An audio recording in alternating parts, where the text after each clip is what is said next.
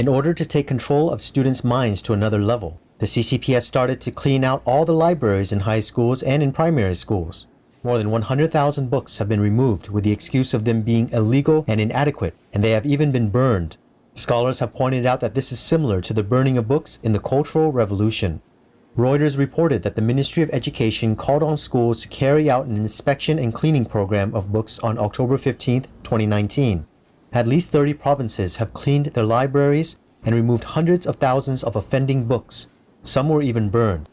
After the cleaning, schools were directed by the Ministry of Education to place new books such as Communist Manifesto in the New Era, the Poems of Mao Zedong, and Uncle Tom's Cabin, the influential 19th century abolitionist novel of slavery in America.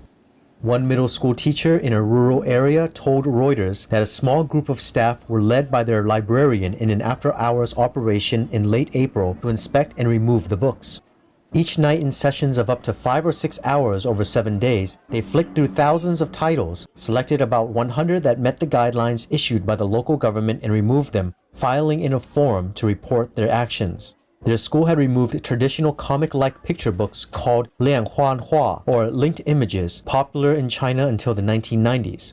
Books about Christianity, books about Buddhism, and notably copies of Animal Farm and 1984 George Orwell's classic novels about authoritarianism, which have been available in China for decades. A teacher in Gansu province said that many libraries in rural areas are small and old, and there are not many books with sensitive content. The library in his school cleaned about 80 books. All of China's educational units are actually used by the CCP to control the minds of the Chinese people. The CCP hopes to strengthen such action by removing books from libraries. I think the chances of success are pretty low because now is an internet era. Everyone gets information through many different ways. Professor Li believes that the fact that the CCP is still using such a stupid method to control the minds of students at a time when the internet is so well developed only shows its fear. Wu Zuolai, a Chinese scholar residing in the United States, indicated that the CCP has been implementing cleaning programs in libraries since Xi Jinping came in power in 2012. It began with universities where content promoting universal values and relating to so-called endangering national security were to be removed. He pointed out that when Hu Jintao and Wen Jiabao were both in power, people could talk about universal values, but right now it is forbidden in university classrooms. Even words like constitutional democracy, freedom, universal values are not allowed to be used by mainstream media and be published in publications. Since these sensitive topics of universal values are not allowed in university classrooms, they, the leftists and the conservative forces, must extend further to textbooks or into university libraries. This is basically the same ideology of book burning in the Cultural Revolution, although the destruction is not as reckless and huge as it was back then. Professor Li Yuanhua believes that everyone is curious, and the more the CCP censors, the more people want to know. So it is actually silly for the CCP to do this. Maybe this is an action taken by the Ministry of Education to show its loyalty to the central government, or maybe certain officials wanted to flatter the central government.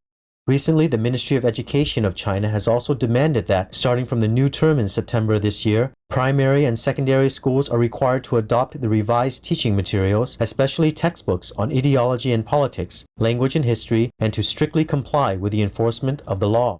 The revised teaching materials significantly increase the number of works reflecting the so-called revolutionary tradition and spirit of the Chinese Communist Party, to praise the so-called great achievements of Chinese communist leaders and revolutionary heroes. As early as 2 years ago, the CCP had started revising history textbooks in Hong Kong. Now, after the implementation of the National Security Law, the Ministry of Education of Hong Kong requested that the national security education be launched and teacher training be strengthened. The CCP also needs to do some cleaning in Hong Kong and even implement the same teaching materials in Hong Kong as it does in China. Whether it works or not, the CCP is trying hard to promote it. So now they make sure that they are doing a solid job in China first, checking to see if secondary and primary schools have content that would endanger national security and are different from the propaganda of the CCP.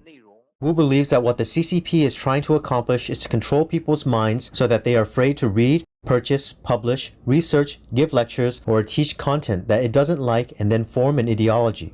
This ideology will result in the following generations unable to see historical truth, diversity of thoughts, points of view, and ideas. This will lead China to be the next North Korea.